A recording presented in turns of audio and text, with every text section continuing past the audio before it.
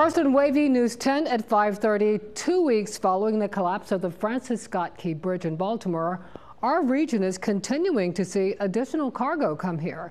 Good evening, I'm Regina Mobley. And I'm Stephanie Hudson. This time it's coming by train. 10 on your side's Brett Hall has a view of a busy Hampton Roads harbor from Chopper 10.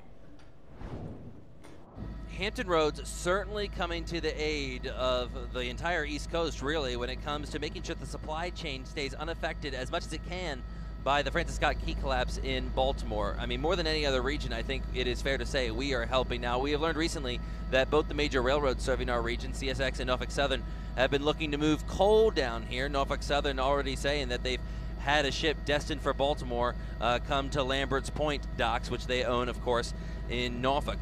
Also, we are learning that they do expect to see a hit. Norfolk Southern, of course, longtime based in Norfolk before moving to Atlanta a few years ago. They expect a $50 to $100 million hit in their next quarter because of the Port of Baltimore closure.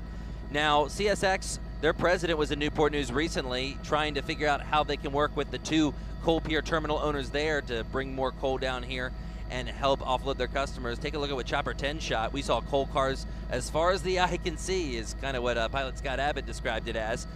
And we also know that not all of our efforts are being centered here. There are crews that are very familiar to Hampton Roads that have taken cranes up to Baltimore and are working to remove the Key Bridge and reopen the Port of Baltimore as soon as can be. So there is a lot of impact, not just on the Port of Virginia, but also the railroads and, of course, the cruise terminal in this ongoing effort to move past what was a shocking tragedy.